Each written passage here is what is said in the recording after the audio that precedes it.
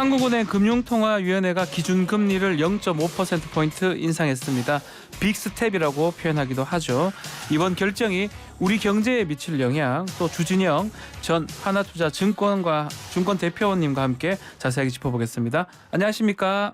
네, 안녕하세요. 네. 자, 예상은 했지만 실제로 한국은행이 기준금리를 0.5%포인트 인상을 했는데 뭐 물가가 높기 때문이라고 봐야 되겠죠? 그렇습니다. 네. 이 소비자 물가가 6%포인트 지금 올랐더라고요. 6월 달에도. 네. 네. 그 뭐 예상한 대로 지금 올린 겁니까? 네, 예상한 대로 올린 거고 도리어 이렇게 안 올렸으면은 시장에서 도리어 충격으로 받아들였을 겁니다. 네. 그래서 뭐 지금 이 인상 관련해서 또 앞으로 더 올릴 것이다. 이렇게 또 예상도 되던데요. 한번 저 네. 전반적으로 짚어 주십시오.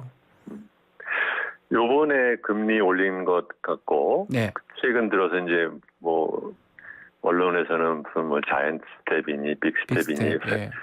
뭐 대단한 뭐 이 내용이나 있는 것처럼 호들갑을 떠는데 사실은 스텝 하나하나가 중요한 게 아니고요.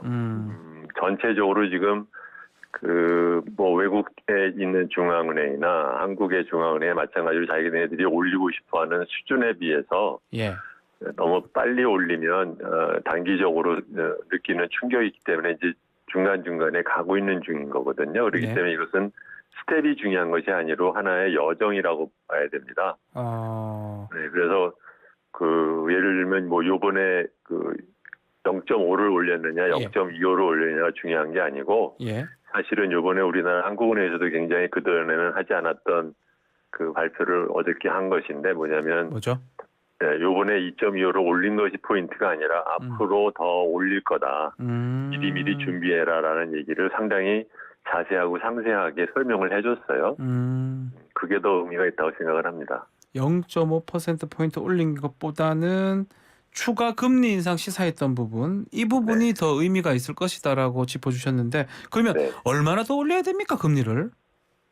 뭐 그거야 모르죠. 그래서 현재로서는 한국은행에서는 자기네들이 생각하기에는 뭐 한 0.75% 정도를 더 차근차근 올릴 거라고 얘기를 하는 거잖아요. 예.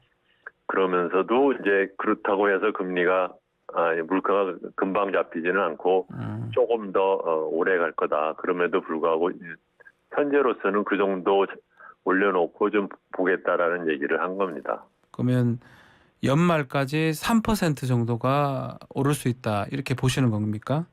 3%까지 정도는 이미 올리겠다고 말을 했어요. 네. 그러면 그렇게 하겠죠. 특별한 이유가 없는 한. 그렇게 할 것이다. 예. 미국이 제일 뭐 변수 아니겠습니까? 우리한테는. 미국도 보니까 6월 소비자 물가 상승률이 9.1% 올랐더라고요. 그렇죠. 미국 그 0.75% 인상했던 거, 뭐 이른바 자이언트 스텝. 이게 효과가 없는 거 아닌가 이런 분석도 있는데 이건 어떻게 보십니까? 그거는 약간 좀 제가 보기엔 좀 엉뚱한 얘기라고 생각을 하고요. 뭐냐면 아까 말씀드렸듯이 지금 뭐 연준이 됐든 한국은행이 됐든 지금 수준을 올린 걸로 물가가 잡힐 거라고 생각해서 올린 게 아니라니까요.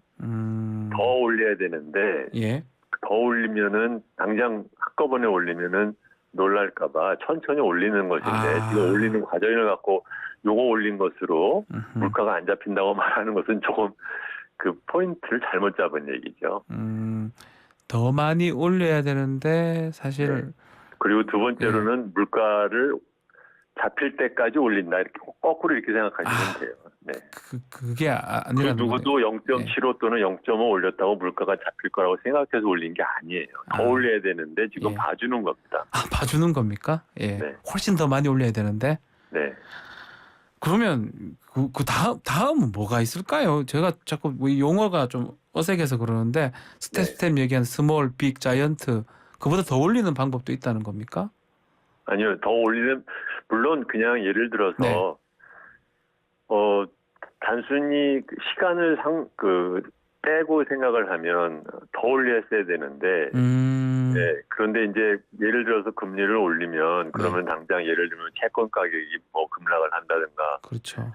또는 뭐 주가가 급락을 한다든가 이런 거 그런 거 자체 하나하나가 불필요한 그 충격이니까 그걸 조금 좀 완화시켜 준다는 뜻인 거예요. 그러니까는 올리는 거 말고 다른 방법이 있느냐? 없죠. 사실은 없으니까 이렇게 하는 거죠. 네. 예. 그러면 또 이 질문도 좀 그렇긴 한데 네. 기준금리 1% 정도 올리면 이 경기 또 경제 성장률에 미치는 영향은 어느 정도 우리 경제학적으로 볼 수 있습니까? 그거 자체만으로는 그렇게 대단하게 영향이 있지 않아요. 그러니까 지금 많은 그 사람들이 좀 이상한 뭐라고 하나요? 감옥에 빠져 있는데 네. 생각의 감옥인데 네, 편견 같은 거. 예. 네, 과거에는 금리 1%, 2% 올라가고 내려가는 거 자주 있었어요. 네. 그거 갖고 그것 때문에 경제가 나빠지고 이런 얘기 안 합니다. 그렇죠? 네. 예. 근데 지금 이렇게 얘기를 하는 것은 뭐냐면 너무 많은 사람들이 지나치게 역사적으로 유례없는 저금리가 오래 갈 거라는 전제하에서 자기네들이 벌여놓은 일이 있다 보니까 이렇게 예민한 것이지. 예. 네. 1% 올렸으니까 경제가 많이 나빠지는 거 아니야? 이렇게 생각하는 것은 조금 좀 무리입니다. 네. 자, 그럼에도 불구하고 부동산 시장 같은 경우는 뭐 충격 아니겠습니까? 우리 이른바 영끌족들 앞으로 좀 어떻게 해야 될지 말씀 부탁드리겠습니다. 자기의 그 소득에 비해서 지나치게 돈을 많이 빌린 사람은 그 벌을 받아야겠죠. 벌을 받아야 된다고요? 없습니다. 네. 왜냐면은 그렇게 하지 않은 사람들도 많아요. 예. 그러니까 예를 들어서 돈 빌려서 주식에 투자했는데 주가 내리면 어떡하느냐라고 물어보면은 무슨 답이 있습니까? 그렇죠. 자기 책임으로 한 것이죠. 알아서 한 거니까요. 네. 예. 그래도 부동산은 조금 달리 봐야 되는 거 아닌가 생각도 들기도 한데 이 대표님 왜 부동산이 지금 영끌이 옛날 자꾸 지금 영끌만 얘기를 하는데 영끌은 사실은 중요한 얘기가 아니고요. 네. 그거보다는 우리나라가 이렇게 가계부채가 경제 규모에 비해서 지나치게 올라가도록 놔둔 그동안의 정부와 한국은행의 책임이고 그것이 위험하다고 얘기를 해도 별 문제 없을 거라고 얘기를 했던 사람들이 지금 와가지고서는 금리 조금 오르니까는 미국 와가지고서는 이제 우는 소리를 하는 것도 좀 앞뒤가 안 맞는 것이고 그렇기는 한데 이제 우리나라는 가장 큰 문제는 다른 나라와는 달리 변동금리로 가계가 대출을 받은 게 너무 많아서 맞아요.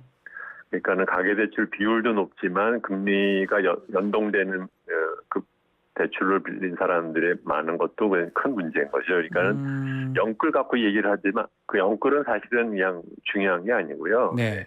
전체적으로는 그동안에 우리나라가 과도한 가계가 부채를 지고 있었는데 또 그 덕에 부동산이 버블이 생겼는데 이 버블이 유지되는 걸 원하지도 않잖아요. 그렇죠?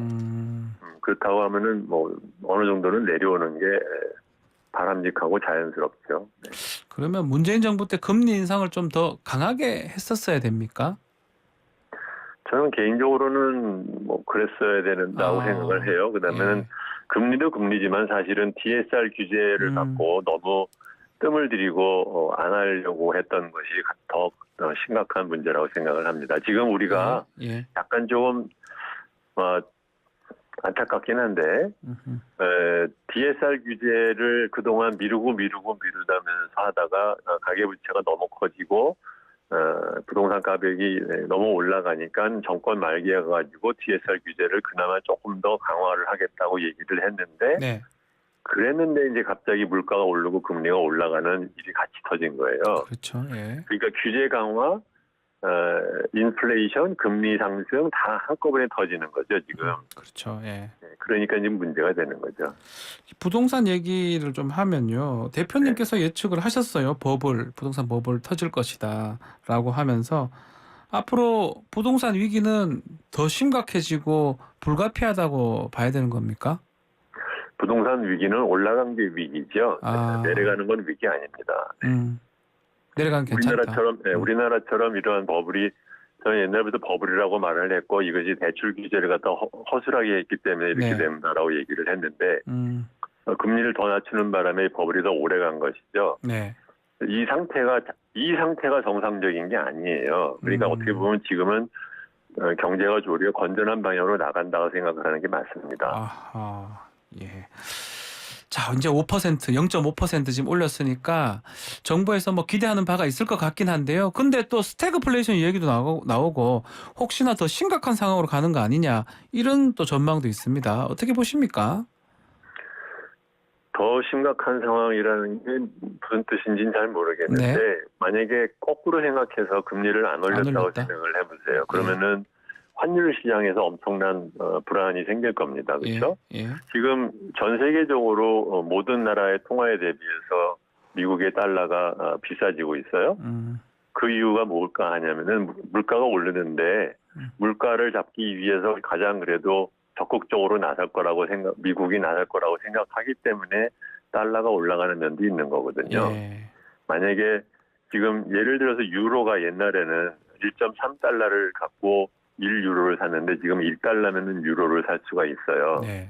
그 이유는 뭐냐면 유럽에서 금리를 올리는 것을 갖다 자꾸 늦추니까 그러니까 저렇게 내려가는 거거든요. 그러니까 우리나라도 그런 일이 벌어지는 겁니다. 그러니까 거시경제 전체적으로는 이게 재미없는 얘기인데 물가와 환율과 금리 사이의 균형이 중요한 것이지 뭐 하나만 보고서는 일을 할 수가 없는 겁니다.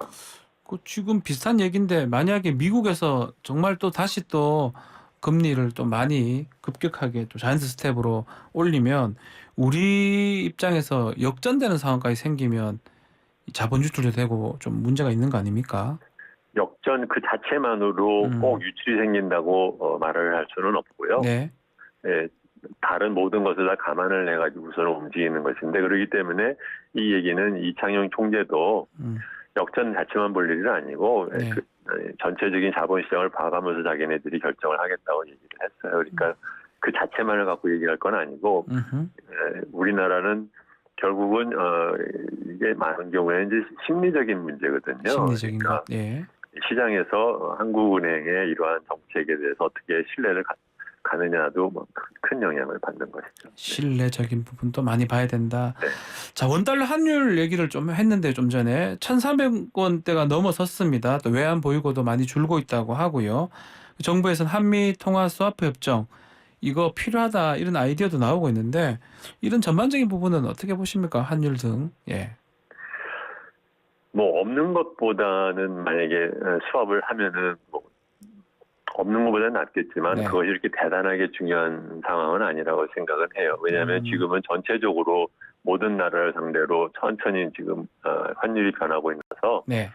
금리를 우리나라도 올린다고 하면 특별하게 다른 문제는 없을 거라고 생각합니다. 그렇군요. 가장 이제 앞으로 고통을 받을 것으로 보이는 분들이 좀 위쪽보다는 좀 취약계층 또 소상공인 이런 분들이 좀 힘들 것 같은데 이런 분들 위한 대책이 좀 필요할 것 같은데요. 어떻게 보십니까? 뭐 그런 문제는 현 정부도 예. 준비를 하고 있을 것이고 뭐 잘할 거라고 생각합니다. 네. 잘할 것이다. 잘한다는 게 효과가 대단하게 있을 수는 없겠지만 예. 그렇다고 해서 손을 놓고 있지는 않겠죠. 뭐 구체적인 어떤 방법은 뭐 정부에서 아마 보겠죠, 아마도. 뭐 기본적으로 이렇게 예를 들어서 금리가 오르고 우선 지나치게 자기가 버는 소득에 비해서 대출을 많이 한 사람에 대해서는 국가가 해줄 수 있는 데는 한계가 있을 수밖에 없어요. 네. 그렇지만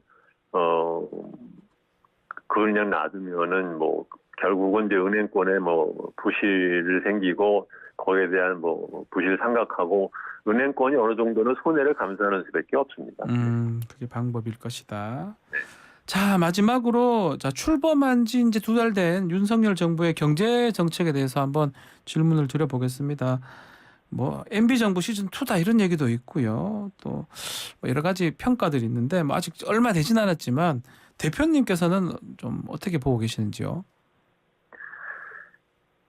뭐든지 기업이 됐든 국가가 됐든 자기가 뭘 책임을 맡으면 네. 자기가 하고 싶었던 일과 해야 되는 일의 차이가 있어요. 근데 지금 정부는 자기네들이 정권을 잡기 전에 하고 싶었던 일을 갖고 네. 얘기를 하는데 시간을 보내고 있는 것 같아요. 지금 해야 되는 일에 대해서는 얘기를 안 하고, 그러니까 약간 지금 엉뚱한 소리를 늘어놓는다. 예. 예를 들면 뭐 감세니 뭐 긴축 재정이니 뭐 하고 싶으면 할 수도 있는데 그걸 지금 얘기를 갖다 하고 있으면 안 되죠. 지금은 한쪽에서는 지금 불이 나고 있는데 옆에서는 앉아가지고서는 뭐 백숙을 끓일 거니 뭐니 이런 얘기를 하고 있으니까. 대표님 해야 될 일이 구체적으로 뭡니까 그러면? 국민한테 앞으로 예. 이 인플레이션과 가계부채 문제 이런 것에 대해서 어느 정도 미리 워닝을 주고 예. 또 물가가 갑자기 오르면 많은 사람들 사이에서 이제 나만 먼저 살겠다라고 내 거부터 봐달라고 이제 요구를 하게 돼 있잖아요. 그렇죠. 그런 사회적인 갈등의 중간에 서서 그 일종의 말하자면 중간에 그 조정자 역할을 하겠다라는 것에 대한 신뢰를 주고 이 정책을 잘 따르면 우리도 이제 앞으로 희망이 있다라는 그런 것을 줘야 되지. 그렇게 맨날 이렇게 싸움질을 하는데 열심히 나서면 안 되는 거죠. 아까 전 제가 좀 걸리는 부분이 하나 있어서 대출자들 벌 받아야 된다고 대표님께서 말씀 주셨는데요. 지나치게 빌린 사람은요. 이 잘못된 신호를 준 정부도 책임이 있다고 해야 되지 않겠습니까? 그렇죠. 그거는 맞죠? 네. 알겠습니다. 자, 오늘 말씀 여기까지 듣겠습니다. 감사합니다. 네, 안녕히 계세요. 네. 자, 지금까지 주진영 전 하나투자증권 대표와 말씀 나눴습니다.